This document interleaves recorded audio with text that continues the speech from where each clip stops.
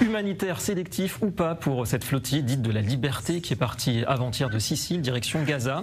Les participants, une douzaine au total, reconnaissent eux-mêmes que leur cargaison destinée aux populations est symbolique. En revanche, les caméras sont bien là, les photos sont assez belles, tout comme l'effort en matière de communication.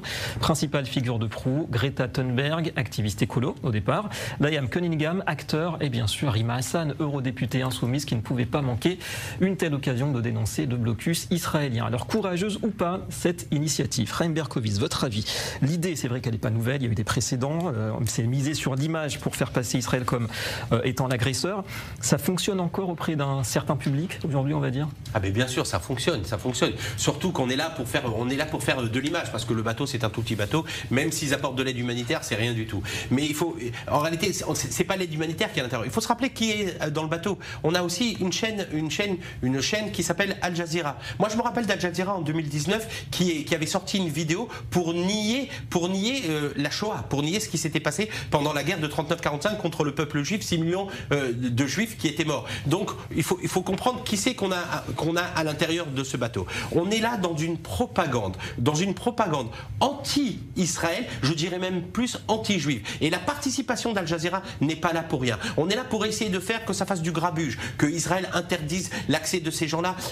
Ils vont en arriver aux mains, tout simplement. Parce que s'il y a un tout petit peu de sang qui sort du nez de Rima Assad ou d'une autre personne, eh bien on va dire tout de suite qu'Israël c'est des monstres, ils font couler le sang. On dira peut-être que c'est un massacre et qu'on a massacré sur le bateau 50 000 personnes, peut-être, pourquoi pas. Alors, je sais pas, on peut sortir de ce genre de choses puisqu'on le sort.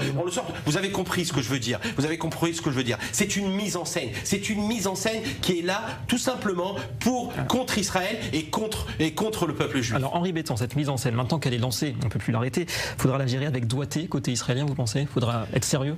Écoutez, je voudrais juste faire un aparté pour Rima Hassan, qui n'a rien de palestinien, c'est une Syrienne, elle est née à Alep. Son père a servi comme officier dans l'armée d'Assad, il a massacré des Syriens. Elle se baladait librement en Syrie pendant le régime Assad, et maintenant si elle y retourne, je ne donne pas cher de sa peau. Alors c'est elle qui fait le palestinisme à bord de cette frégate. Cela étant, bon, le scénario est, pour ainsi dire, verrouillé par avance.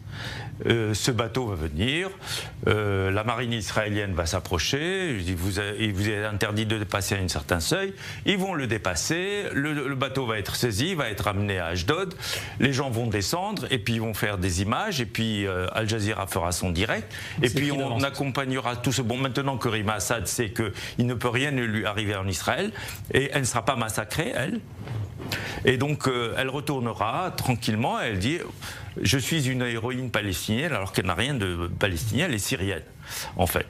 Ça fait partie du mensonge global, mais ça fera de belles images et ça trompera le pecno, que ce soit à Londres, à Paris ou à Rome. C'est comment on gère ça alors? Meir Habib, comment d'après vous Israël doit répondre à nos 12 héros, puisque c'est comme ça qu'ils se présentent? Comment répondre à ce défi médiatique? Est-ce que par exemple Israël pourrait laisser ces individus accoster à Gaza?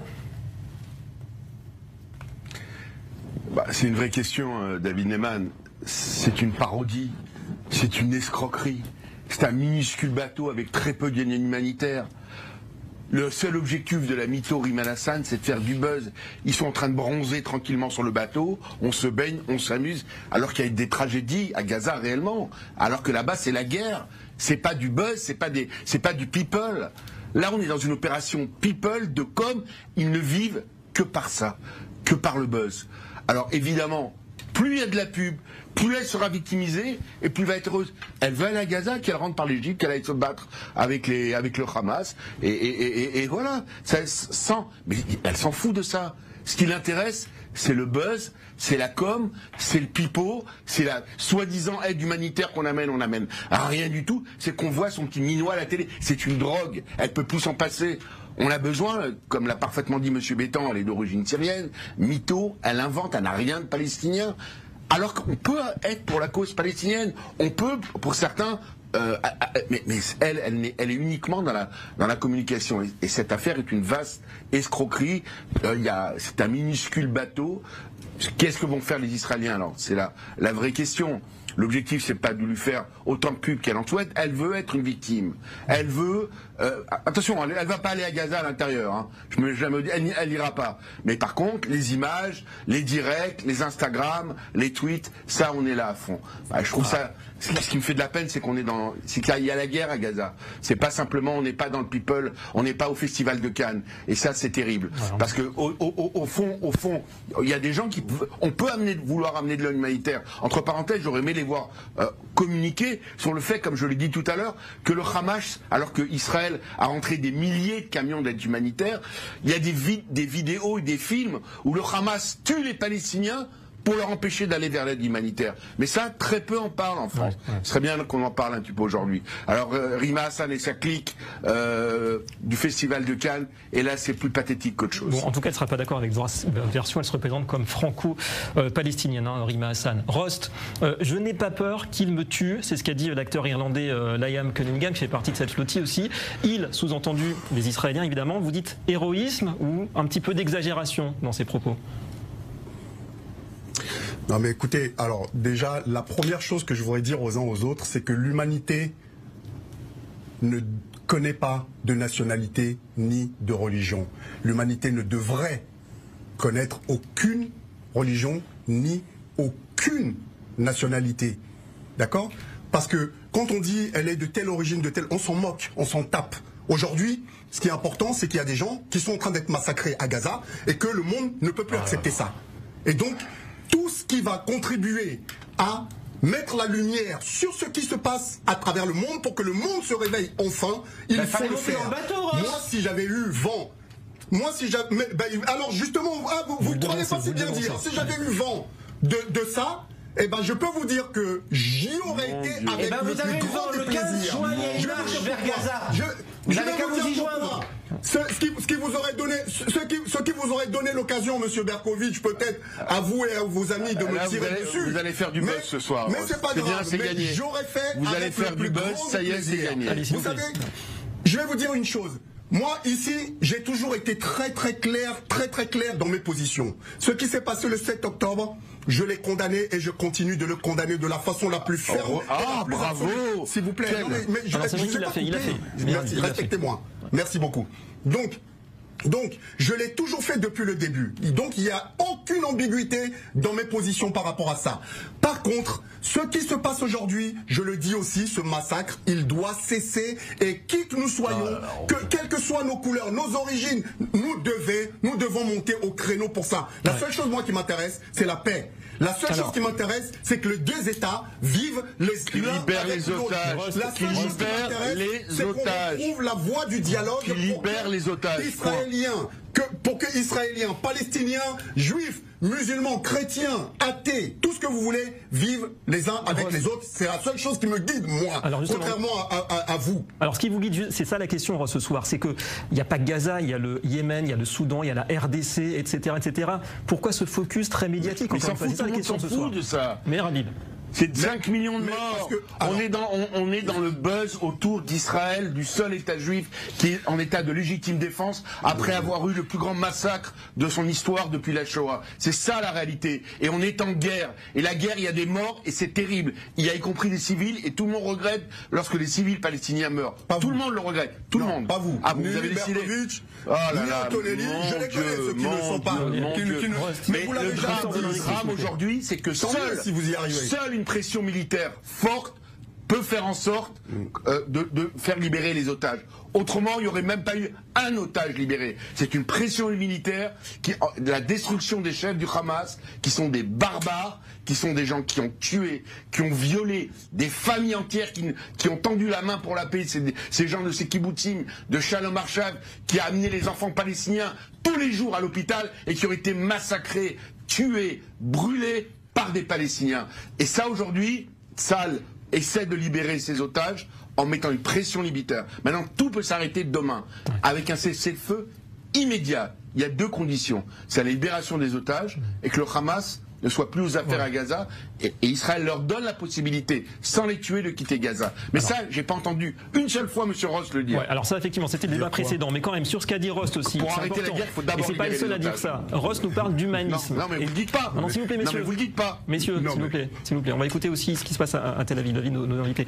Ross nous parle d'humanisme, c'est pas le seul. Les membres de la flottille aussi parlent d'humanisme. Il y a une autre citation que je vous donne. Nous faisons cela pour ne pas perdre notre humanité. Ça, c'est Greta Thunberg qui nous dit ça.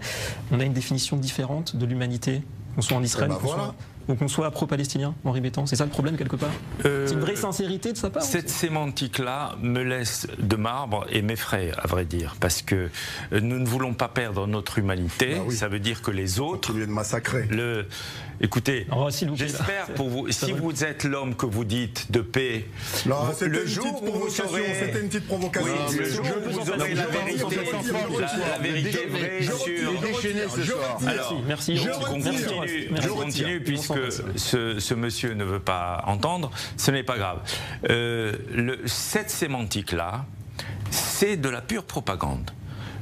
Pour ne pas perdre notre humanité, ça veut dire que les autres ne l'ont jamais eu, en vérité, c'est ça ce que ça veut dire, parce que tout ce schéma-là, ce focus sur Israël, comme on dit, cette obsession d'Israël, c'est en fait un problème ontologique. Et il faudrait remonter très loin dans l'histoire, et dans la sociologie, et dans la culture, pour en établir les raisons. Mais néanmoins, je refuse et je récuse cette disparité. Ils ne sont en rien humains, ces gens-là. Ils ne sont en rien humains puisqu'ils soutiennent une culture qui, depuis des siècles, massacre entre massacres. Je vous rappelle que la fitna dont se parlent les Arabes et les musulmans, la fitna, la religion arabo-musulmane n'a pas eu un seul jour de paix depuis la création de l'islam. Pas un jour de paix. Ni salam, ni solh, ni rien du tout, que de la fitna et de la guerre interne. Une telle culture est incapable de faire la paix avec les autres. Petite parenthèse, je vous interromps un instant. On m'indique à l'instant qu'il y a une alerte dans le sud du plateau du Golan, à l'instant, donc alerte au missile ou à la roquette. On vous en dira plus évidemment dès que l'information sera confirmée et affinée. Problème ontologique, Raïm Berkovi, vous êtes d'accord avec ça? C'est-à-dire que finalement, on assiste à la suite quelque part de séquences qui durent depuis des siècles, des millénaires. Tout à fait. Moi, la version moderne. Cette histoire de bateau, comme cette histoire de marche, le 15 juin, il y a une marche au Caire pour partir vers Israël et ça me fait penser aux croisés. Mais vous savez, l'humanité, je vais vous dire ce qui se passe. C'est qu'en réalité, qu'est-ce qui s'est passé avec les croisés? C'est qu'on a massacré les juifs sur le passage. Ici, ce genre d'action, eh bien ça fait du tort. Ça fait du tort aux juifs parce que ça nous sort comme si nous n'avions pas d'humanité. Et donc on se retourne contre les communautés juives dans le monde. Vous savez qu'aux États-Unis, on a arrêté quelqu'un qui était prêt à faire un attentat hier. Aujourd'hui, en France, faut se rappeler ce qui s'est passé ce week-end. C'est que plusieurs synagogues, le mémorial de la Shoah, il a été recouvert de la couleur du Hamas exprès pour provoquer. On est dans une situation terrible. Et ce genre de personnes, c'est eux qui manquent d'humanité. Pourquoi ils manquent d'humanité? Parce qu'ils nous mettent en danger. Parce qu'ils nous mettent en danger. Et Ross, je m'adresse aussi à vous. Vous savez pourquoi? Parce que lorsque vous dites que Israël massacre, ce qui est entièrement faux, eh bien vous mettez en danger les juifs de partout. Parce qu'on nous prend pour des gens qui sont en train de tuer, ce qui est totalement faux. Là, on se défend. Et aujourd'hui, la communauté, je finis ma phrase, Ross. Aujourd'hui, la communauté juive, elle est en danger partout dans le monde parce que des gens comme vous disent que nous sommes des gens qui massacreront les Palestiniens, ce qui est entièrement faux. Allez, messieurs, on va s'en tenir pour ce débat, s'il vous plaît. S'il vous plaît, messieurs. Donc maintenant, c'est moi qui suis responsable des conneries que vous faites. Allez, vous ne serez jamais d'accord. Messieurs, s'il vous plaît, on va s'en tenir là. On va s'en tenir là pour l'instant. Messieurs, s'il vous plaît, la question X du jour, on coupe les micros, s'il vous plaît. La question X du jour, quel regard portez-vous sur la monopole de la paix avec Rima Hassan et Greta Thunberg? Eh bien, vous nous dites que c'est une opération de com pour 88% d'entre vous, opération humanitaire 12%. 12%, c'est donc au-dessus de zéro. Merci aux nombreux votants.